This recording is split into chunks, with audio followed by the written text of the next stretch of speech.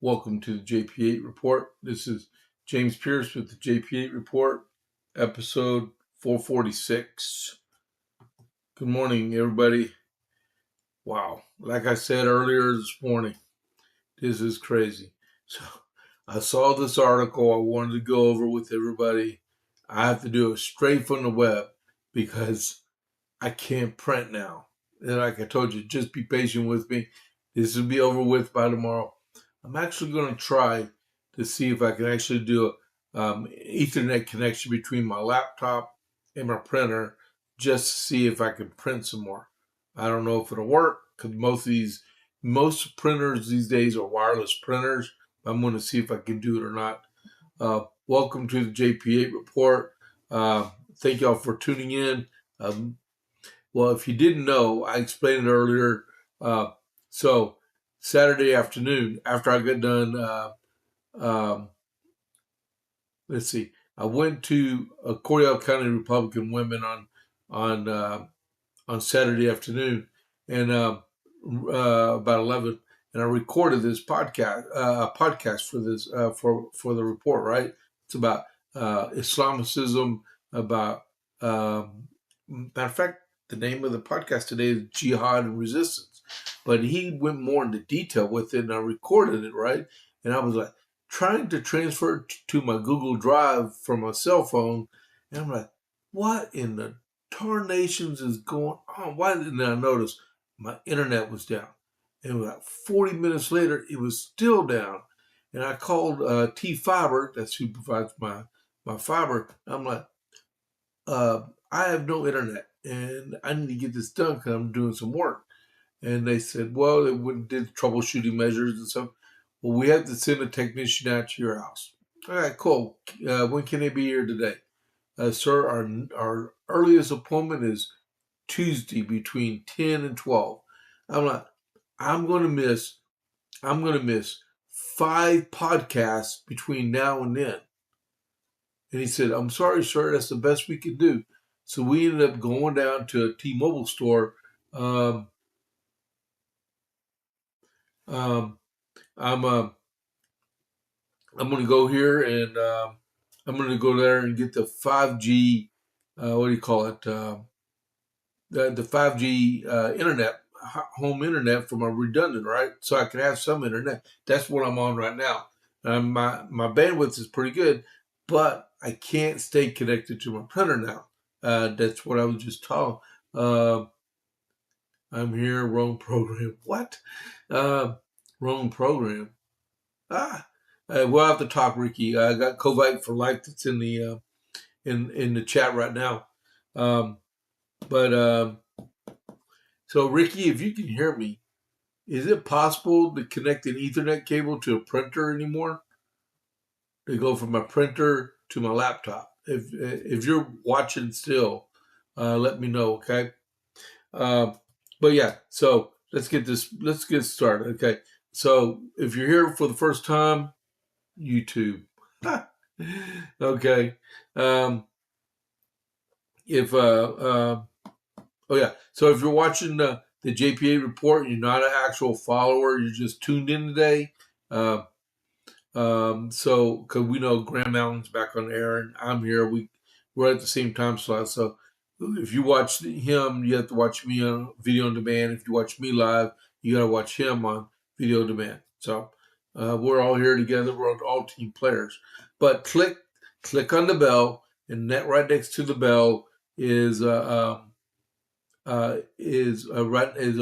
You arrow down, and you click the follow button, and then give us a like, the thumbs up. Give us a like for the podcast, all right? And then like Covite for Life is in the chat. He's chatting a little bit. He said, go on YouTube. Very funny, man. All right. So let's go. America 250. I got a letter from Brigadier General Hugh Mercer to General Washington. So if you watch the morning brief, you know I don't do America 250 stuff on there. I save America 250 for the JP8 report. All right. So from General Mercer to General Washington. Sir, General Hurd General Roberto have considered with me the plan and proposed for attacking the posts on Staten Island. Two things we entirely agree on, namely that the number of troops proposed are by no means equal to the undertaking. We cannot rationally suppose the enemy force on the island to be less than 10,000, where we are chiefly posted. We have no intelligence to be dependent on. Several outguards posted along the shores and islands are in our view, but these we can only regard as necessary for the security of their main body, who may speedily come to the assistance of any one post. The craft necessary to convey a sufficient body of a successful attack on the enemy is not, so far as I can find, to be collected along the shores here. It is true. No, it is true. There are many small vessels, but the greater number I'll construct for the making a descent is. It is therefore our opinion that before any grand effort is made, a number that of flat-bottomed boats be constructed. Oh my goodness! Why did I only sneeze during the podcast?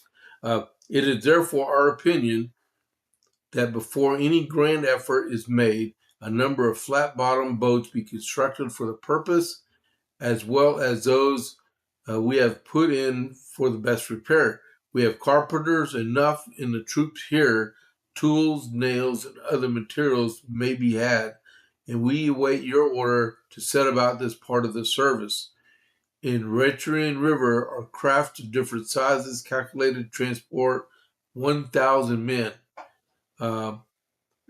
Railway River, 300 men. General Hurd, we will be able to inform your excellency that craft may be ready in Thompson's Creek, Elizabethtown, and Newark. Those are New Jersey cities, right? I have the honor to be, sir, your excellency's most obedient servant. He said no troops have joined since last return. So they're at a standstill, conscriptions and enlistments, and they need more soldiers and boats. All right. And that was General Mercer, Hugh Mercer, all right, in New York. All right. So, armament shop. We have the armament shop. Whether you're looking for your first firearm, upgrading your setup, or need expert service, Jason at the armament shop is Copper's Cove's premier source of all things shooting. Browse our wide selection of pistols, rifles, and shotguns, backed by top-tier gunsmithing for repairs, along with reloading supplies and professional cleaning to keep your firearm in peak condition. Need a transfer? We make FFL transfers fast, easy, and affordable. Need your CHL? Jason can handle those classes. He has over 3 decades of experience. Visit the armament shop today at 115A West Avenue D in Copper's Cove, or call or text 254-560-2023, or visit www.armamentshop.com. That's www.armamentshop.com. The Armament Shop. Your safety is our priority. All right. And that one. All right. So next is we have the Iran update. Several things are happening in the over in the Middle East right now. The Khomeini declared Jihad will keep hold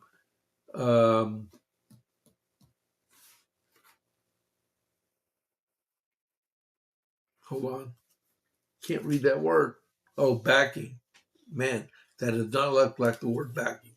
The Khomeini declares jihad and will keep backing Hezbollah. Iran warns the Ukraine about attacking its vessels. They said they lost a sailor over the weekend. The United Kingdom and Kuwait discussed Mideast tensions. The price of oil is plunging. It dropped a lot. It even dropped this morning after the JP8 after the JP's morning brief. Qatar's prime minister urges diplomacy. Iran supposedly sold $18 billion in oil during the ceasefire portion of this.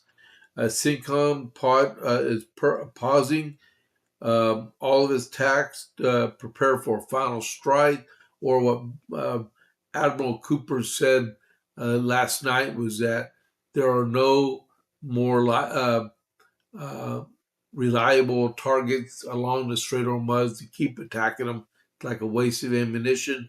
I think they're stockpiling to go after the main effort. All right. U.S. casualties since July 7th, with 4 killed in action, 207 wounded in action. Also, the caveat with this, Trey Yinks put a deal out on Facebook last night. It's about an Iran update, so I'm going to go over that real quick.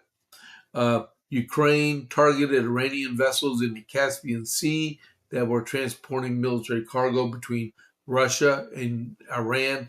That was the result of that warning that Iran supposedly gave the Ukraine. They better watch it. Ukraine's an expert with, I don't know if you have the range to put those kind of drones into Iran or not. Reports indicate in progress in diplomatic talks between toward the opening of the Strait of Hormuz. No additional U.S. strikes for a third night in a row against Iran.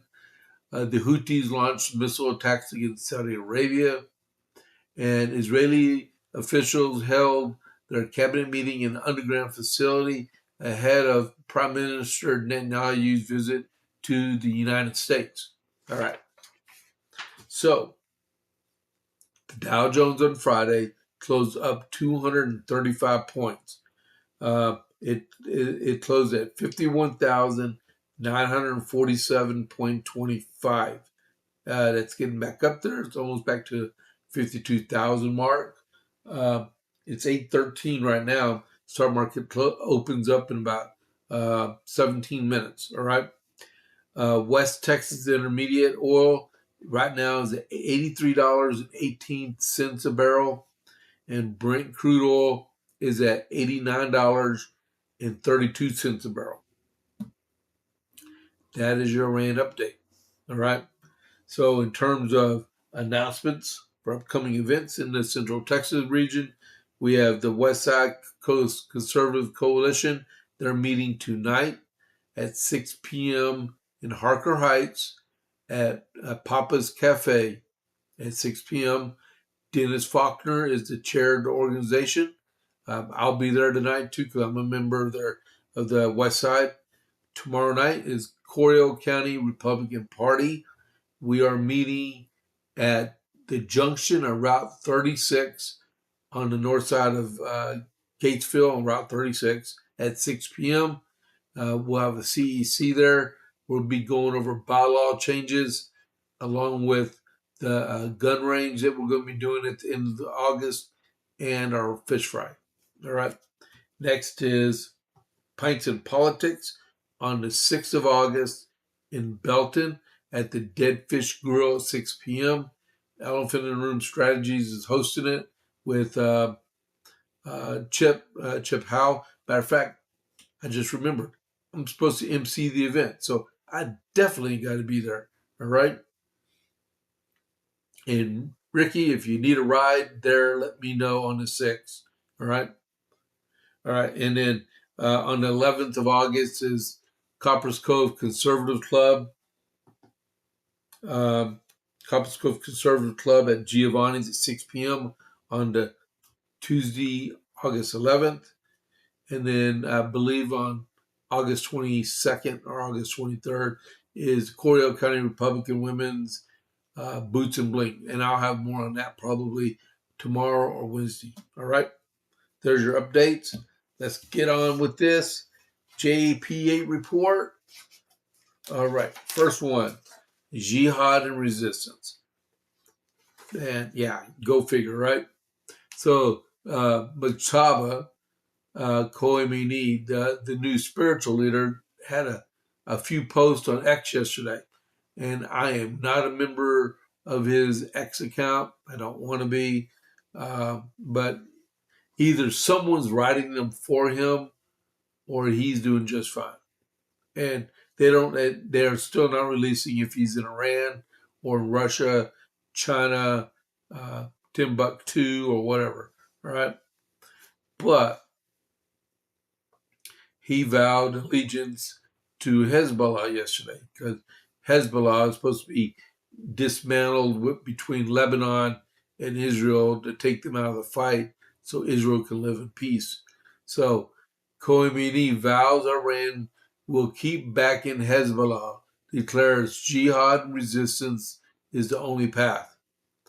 Iran's supreme leader Muqtada Khomeini said on Sunday that Tehran would maintain its support for Hezbollah as a strategic policy in a letter to the terror group's Secretary General, while declaring there was no path except jihad and resistance, in line with the policy set by the great martyred leader of the Islamic revolution. The Islamic Republic of Iran considers the defense of these oppressed yet powerful Mujahideen of Hezbollah to be strategic mandate, Khomeini said in a series of posts on X. Today, as the nations of the world have grown weary of the tyranny and oppression of the United States government and the criminal Zionists, who are the destroyers of lives and generations. I'm pretty sure he was talking about himself in that statement, but there remains no path forward except jihad and resistance, he added. The Iranian leader said that Tehran has designated the preservation of Lebanon's territorial integrity and the absolute unconditional termination of Zionist regime's aggression as the primary condition for any agreement to end the imposed war against the aggressive U.S. He is full of it. I think he's full of some serious drugs right now.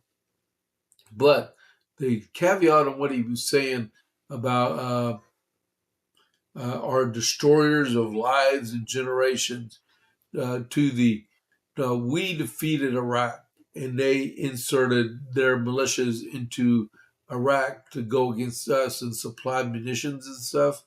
And it almost cost me myself. It cost several friends their lives. In regards to me, it was a mortar round that barely missed me. And then I had several friends that died from EFPs. Those are roadside bombs with brass plates in them that become big bullets when detonated, right? Several hundred American soldiers were killed by EFPs in Iran, and they know that Iran supplied all of them. So, he could talk a good game for all I care is that he be pushing daisies up.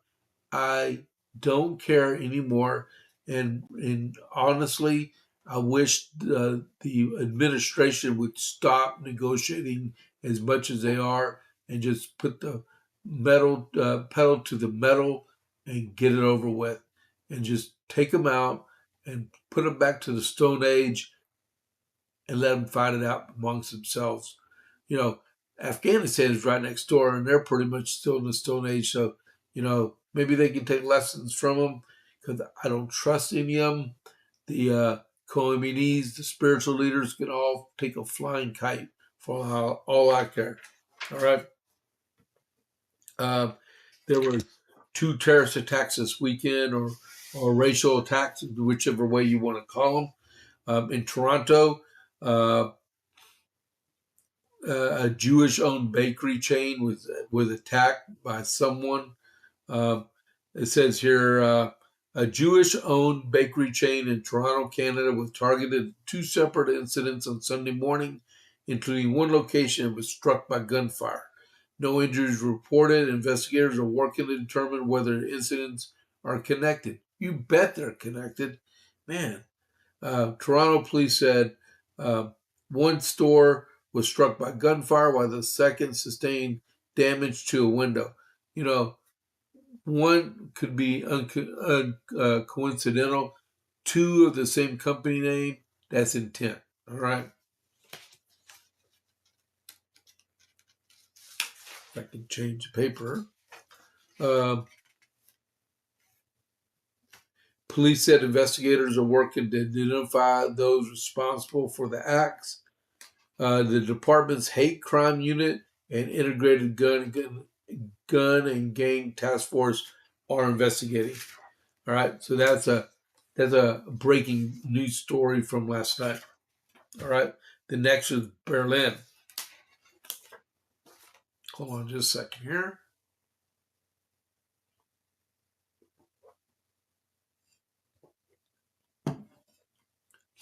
All right, so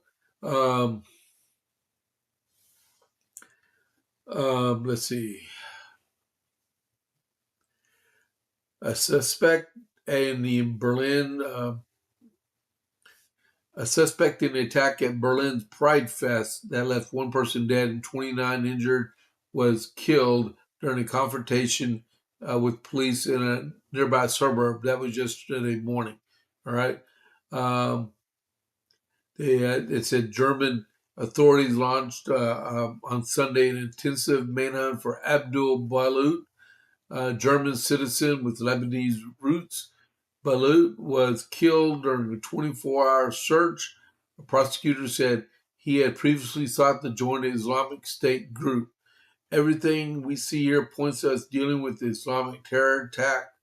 The minister that was speaking, the interior minister, said that the suspect had previously come to the attention of authorities for multiple crimes, as well as his radicalization and belonging to the Islamic scene. All right. So Saturday there was a pride event in Berlin. I said this earlier, right? You got all these leftists and liberals, and all these trans people and gay people. They say, "Well, we're in not cahoots, but solidarity with the Islamic groups, right?" But they don't understand the Islamic groups don't accept them. They don't want them part of their organization. And this guy right now had sworn allegiance to the Islamic State, attempted to, well, he did. He didn't use gunfire or anything. Well, to a point. He ran his vehicle into a crowd of people at this pride event, pride parade, right? He got out of the vehicle and started slashing them with a machete before he took off. And the German, the Berlin guys, they actually tracked him down and shot him to death. But if they knew he was radicalized, why didn't they take him into custody? I know their laws are different here than they are in Germany. They're more restrictive where you really can't do stuff as much here to someone, but you can definitely do it in Europe, right? You definitely can. But this guy was born in Germany. Uh, uh, his parents were Lebanese. He became radicalized on the internet, I guess, and he started hanging out with Islamic people. And I guess it went so far as he decided to martyr himself. And he didn't find 72 virgins, if you're wondering, all right? Police said a white van drove into a crowd of people at Tiergarten Park in Berlin around 10 p.m. on Saturday before crashing into a tree. That's where he made his escape. The attack happened a few hundred yards from Berlin's annual Christopher Street Day Pride celebration, one of Europe's largest LGBTQ plus events, not on the parade route or at the festival's closing event near the Brandenburg Gate. Investigators said the victims appeared to include both pride attendees and other people who were in the park. All right. Police spokesman Florian Nath earlier said the suspect was known to investigators because of his alleged ties to the Islamic groups in Berlin. The suspect is known to police. He is known to us as a member of the Islamic circles in Berlin, and our search for this person is proceeding full speed. evidently they caught up with him and they shot him dead. So we don't have to worry about that guy anymore. But the fact is, how was he able to run loose for so long? Right? The president was on Friday night was at the WACA Correspondents' Dinner. That's White House Correspondents Association, not the White House Communications Agency. All right. He talked a little bit about the speech he was going to deliver a couple months ago, back in April. Hold on just a second.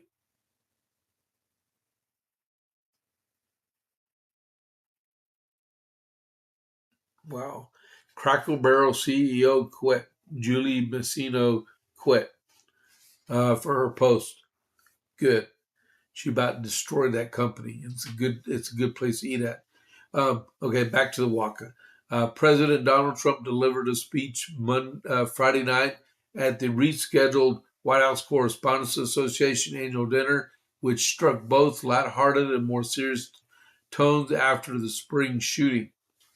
While the annual dinner is historically held at the Washington Hilton, Friday's dinner was at the Waldorf Astoria, an equally nice hotel, though, and had a smaller guest list than that of April's ill-fated dinner. The president noted that the speech is different from the one he planned for April and comes after a gunman disrupted a previous banquet earlier this year. He said, "Oh, that's going to be a doozy. I was so psyched. I was going to rip people, and I don't know, just something happened. It's really going to be for the better. I just wouldn't want to do that." And so he changed his speech all the way up.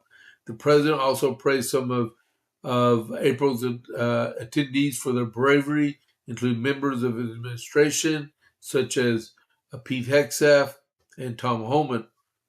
Very serious situation. Many of you were there with me, and some showed extreme bravery, like Pete Hegseth, Steve Miller, and Tom Homan.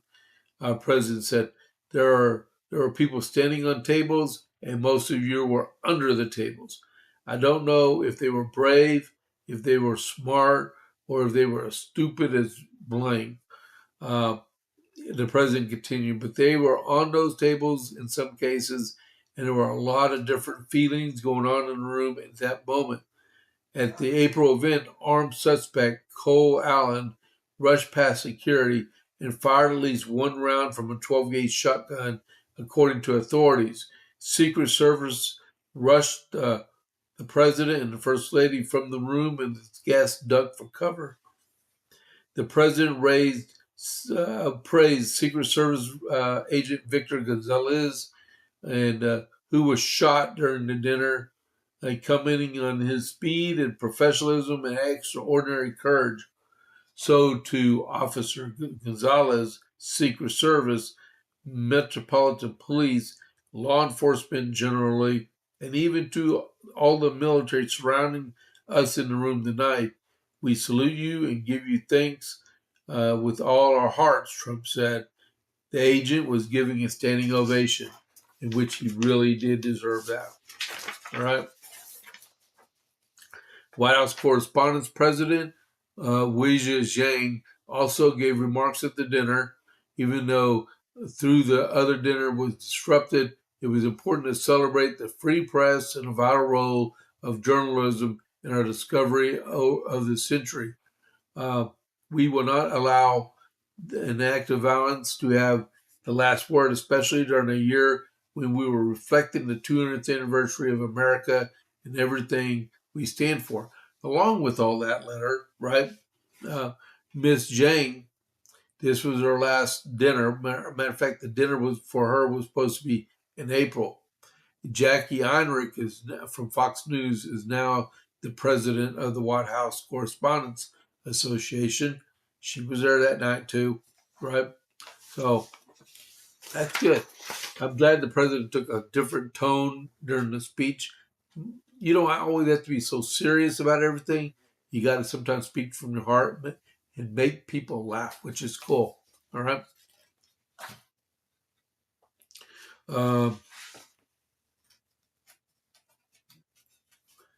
Next, we are going to we'll talk about that one later.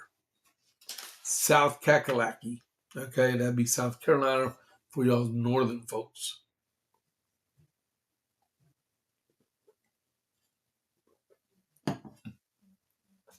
Give me a second. I gotta get a cough drop. While I'm doing that, don't forget to click that thumbs up button and give me a like for the episode. And if you can, follow the podcast, please. Okay. And thanks for giving me a break today with all my internet issues. I'm at 6,500 kilobits a second right now. Just dropped to 50. It keeps fluctuating, so I don't know if there's any lag time going on right now or what. So in South Carolina, they're having a special primary because, on July 11th, Lindsey Graham passed away. Okay. And so they scheduled a special primary to replace him on the ballot for August 11th, right? We do things different in the Republican Party than they do in the Democrat Party because this last weekend, the Democrat Party in the state of Maine held a convention and selected a nominee, Troy something Jackson has it, to be the new Democrat nominee to run for the Senate because Oyster Boy quit, right? But they selected him. They didn't allow people to go back out and vote for a new nominee. In South Carolina, they already had their primary, and then Lindsey Graham passed away, so they're going to have another primary on August 11th for his replacement. They're doing everything Democratic down here, not up there, right? But I digress. So filing season opened up last Tuesday on the 21st, and the last day of filing is tomorrow, the 28th. So far, Dorian Graham has filed. So far, what's his name? Oh, ugh. Hold on just a second. Oh, Russell Fry and Ralph Norman, they both filed for office also. So them two and Dorian Graham, they've filed nothing. Nikki Haley said she's not running, and so did Nancy Mace said she's not running either. Other people that have filed, man, I may have to run an air purifier in here. Okay, so Duke Buckner, Mark Lynch, Mark McBride, Clark Nielsen, and Samuel Shepard all filed. Mark Sampson said he was filing. He's the guy that doesn't need to run anyway.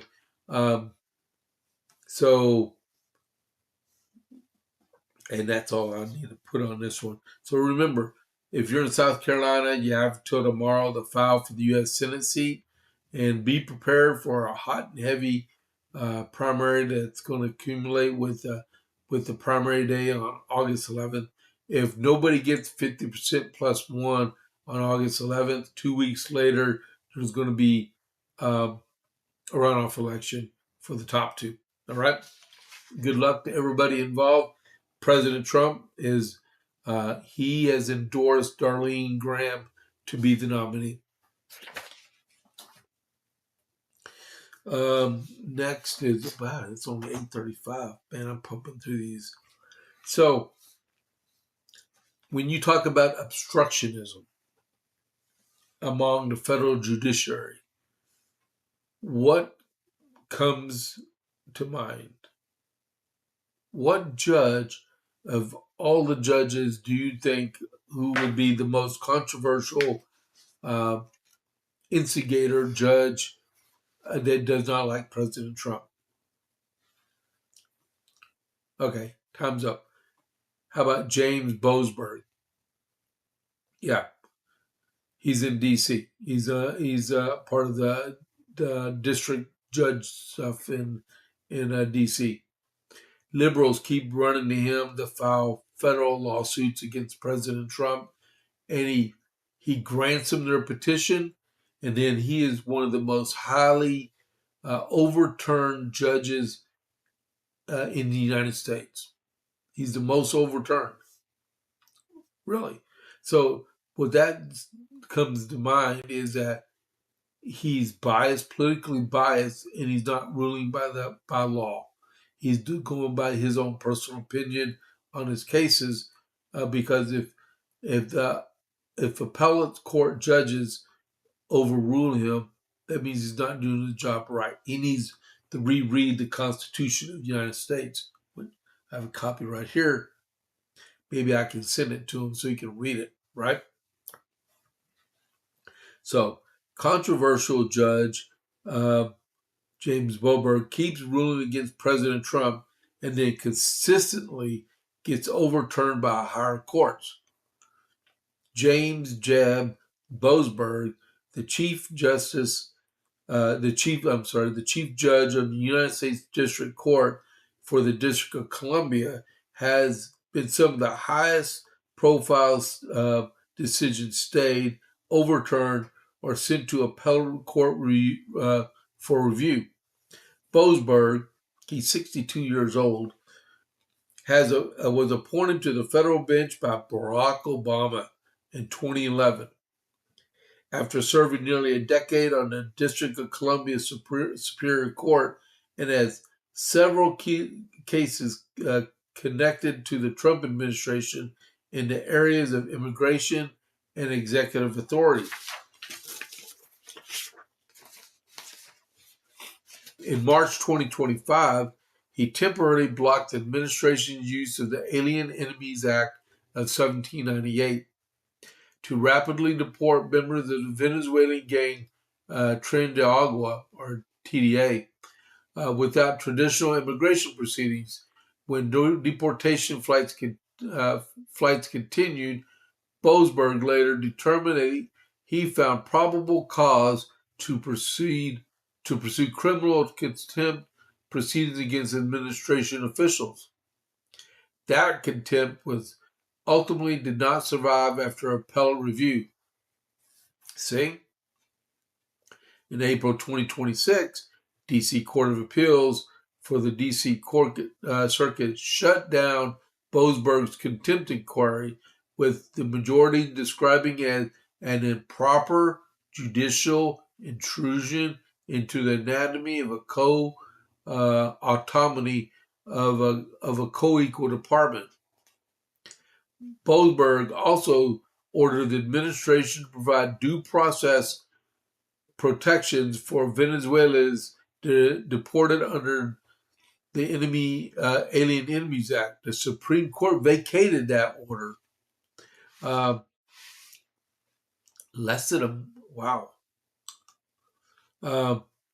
He also directed the U.S. government to facilitate the return of more than 130 deportees so they could challenge their removals. That order is reportedly still under appellate review. They're probably overturned also. All right. Trump called for Boasberg's impeachment after one of his more deplorable rulings, which led to Chief Justice John Roberts deciding to issue a rare public statement. Impeachment is not an appropriate process to disagreement concerning a judicial decision. Yes, it is. Mr. Chief Justice is wrong on that one. He's just playing, he's trying to play fair. Get both sides to agree and shake hands and move on, right? Attorney General Pam Bondi later directed the U.S. Justice Department to file a judicial misconduct complaint alleging Boasberg made inappropriate comments during administration during a judicial conference meeting. And finishing up, the complaint was ultimately dismissed by another federal judge who concluded it did not establish misconduct. You know what? I would love to see the name of the judge that dismissed that complaint. I can almost guarantee there's a good buffer somewhere. Thanks, Scott. I appreciate that. Um, hey, like I was asking Covite for Life just a minute ago, since I can't print, because I don't know if you heard everything, I can't print right now because cellular internet and printers really don't get along. Is it possible that I could hook up an Ethernet cable and connect, like Cat 5, Cat 6 from my printer and connect it to my laptop and it'll still work? Let me know. Just put it in there yet that I can or cannot. Since I know you're an you're a computer expert. All right. But back to Boasberg. Boasberg is he's a biased leftist.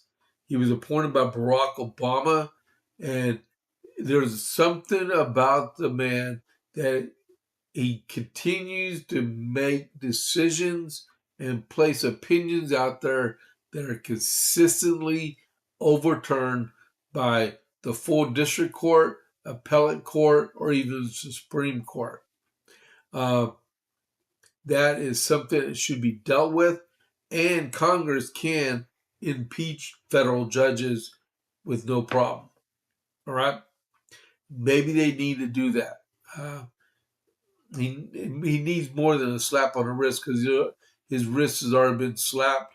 But seriously, he needs to leave because what these liberal groups are doing, they're judge shopping, and they know he's a known commodity.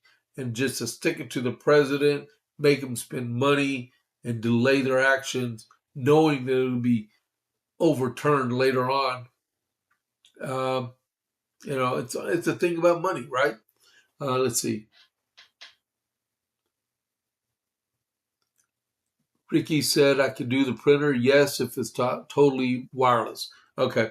I will check that when I get off the air this morning. Thanks, guys. Now, talking about money, all right? So, printer problem, right? So, I'm going to switch over where I can read foxnews.com. Ken Martin, if you don't know, he is the chair of the Democrat National Convention, DNC, right? They're deep in debt, all right? They're $18.5 million in debt. So what I don't understand is you keep hearing all these Democrats are full of money, flush flowing with money, running against Republicans.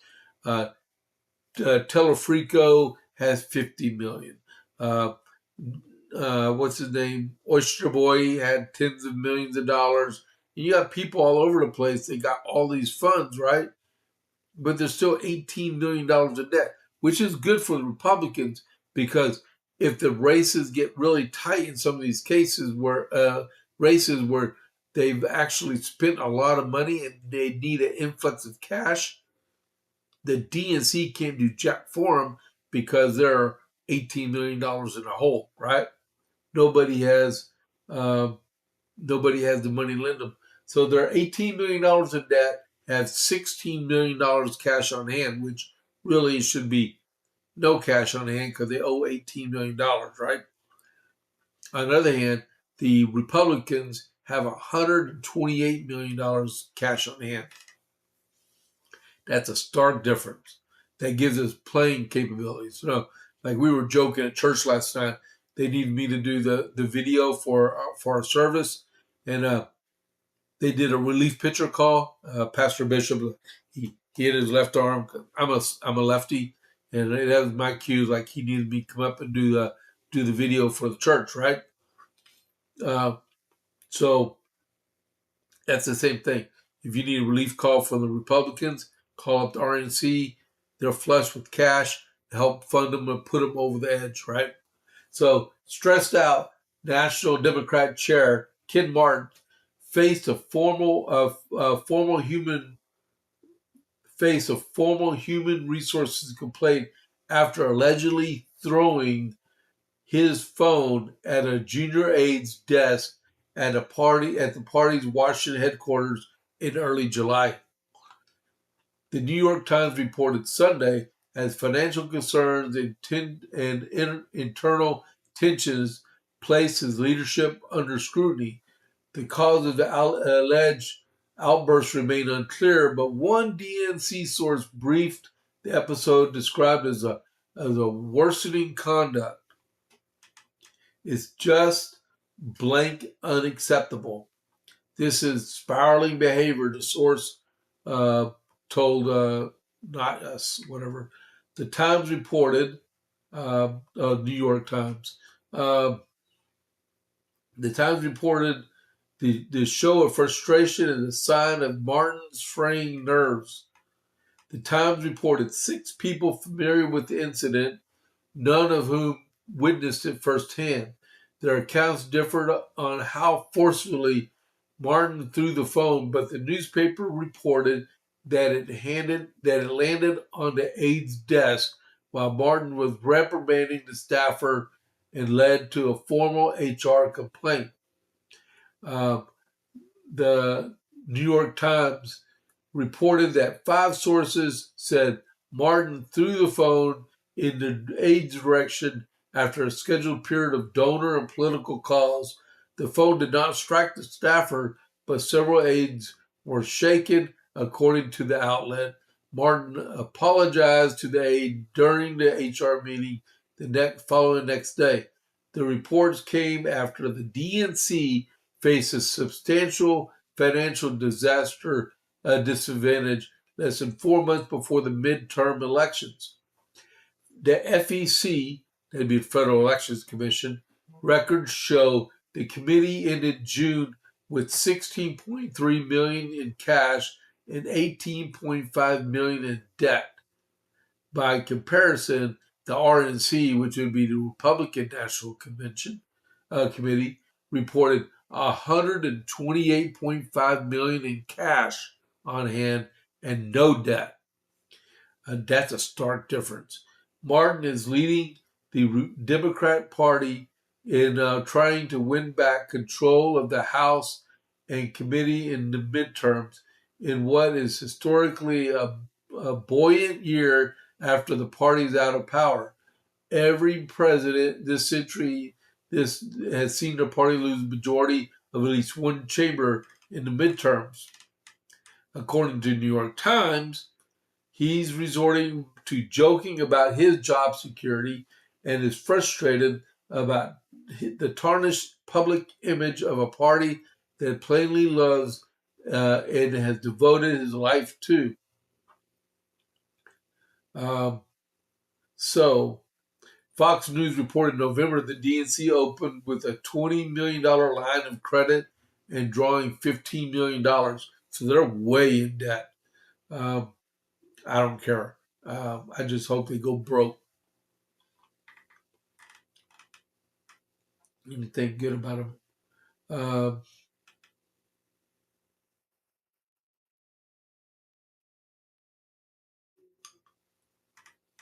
Okay, that's all for that one. Back up. Go back to Rumble. All right. All right, so next. Let's talk about this. Nope. I want to talk about this first. Jack Smith.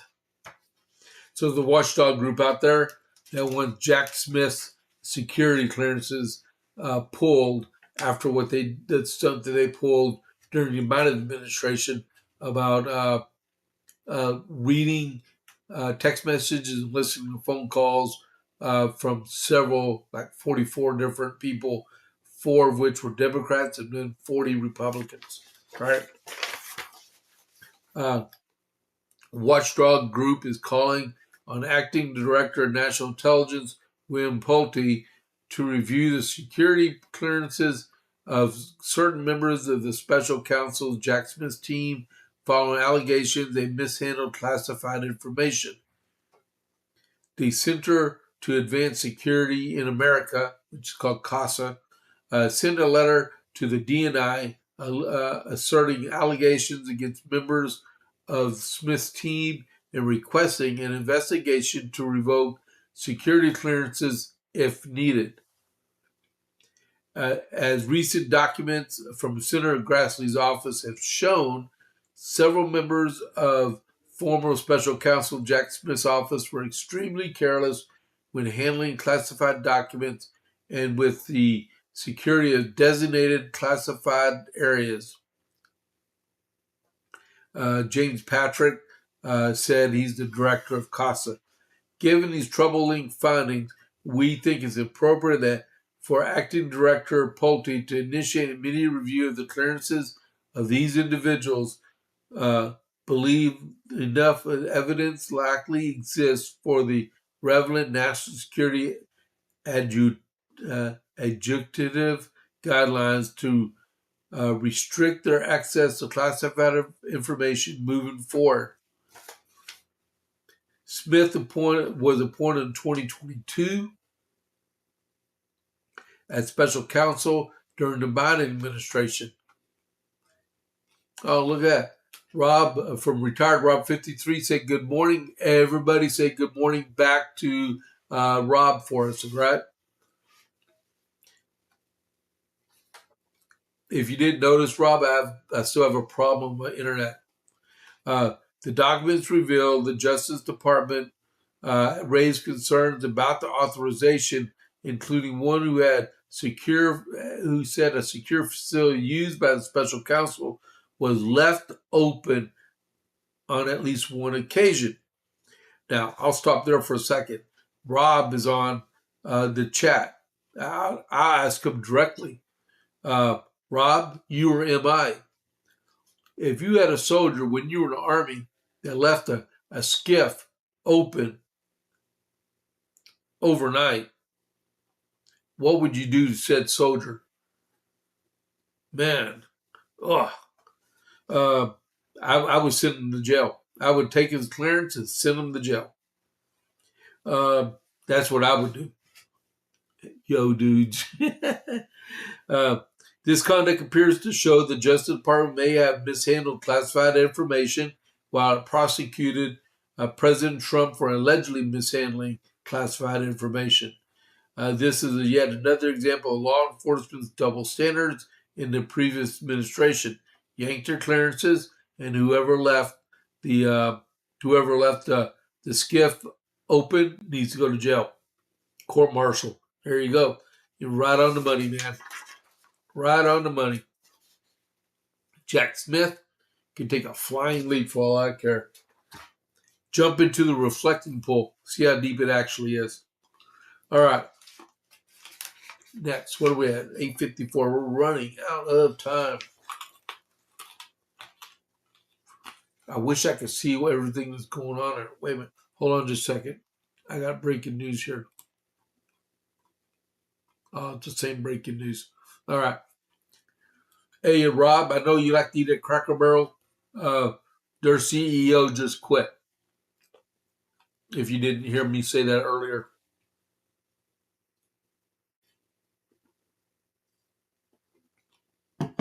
All right.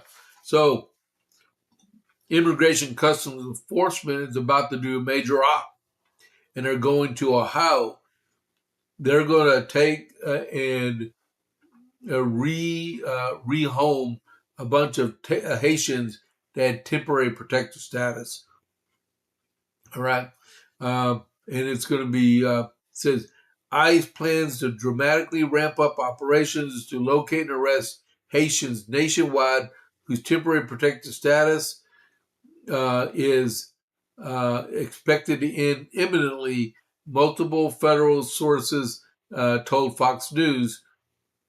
The expanded operation is expected to begin as soon as this week. Oh my goodness.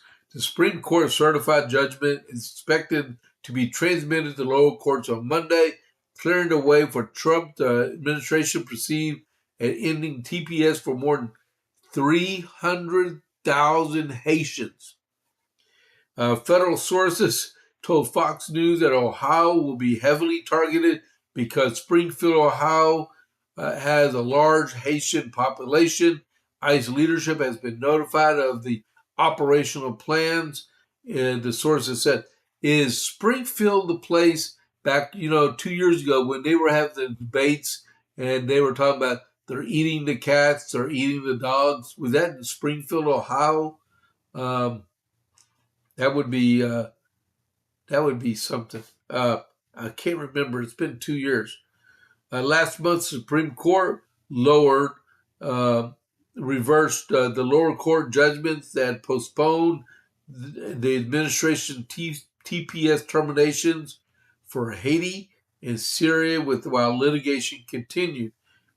TPS was first granted to Haiti following the devastating 2010 earthquake. I was in Afghanistan in 2010. That was 16 years ago. The designation allows eligible foreign nationals from countries experiencing armed conflict, natural disasters, and other extraordinary conditions to temporarily live and work legally in the United States. The anticipated enforcement operation followed the Trump's administration's long-running effort to end Haiti TPS designation. Wow. 300,000 Haitians. All right. Hey, just to remind y'all, okay, Rob's already answered that. So Dan Bongino's not on this week. Sean,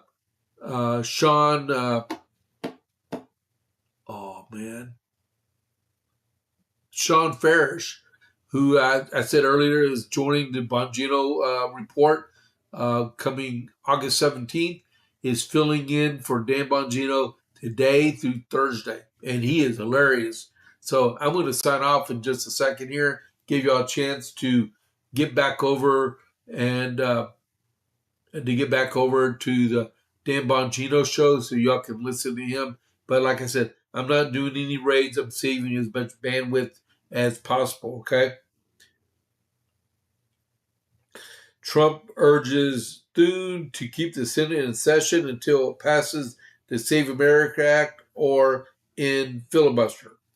Mr. President, I fully agree with you. Mike Lee has already said that he is going to, they're going to try to do unanimous consent to adjourn for 37 days of paid vacation. I don't get it. They ain't done nothing worthy of a vacation anyway. But he is going to object to the unanimous consent and put everybody on record whether they support or are against the impending recess to go home for 37 days of paid vacation. All right. So I'm going to let y'all go for the day. It's been an hour. So I will see y'all tomorrow morning. Hopefully my internet get a whole lot better. So thank y'all very much. Thank y'all for all who helped me today. I appreciate it. All right. So I'll check y'all later. And this is James Pierce with a JP8 report. I'll catch you on the flip side. I'm out.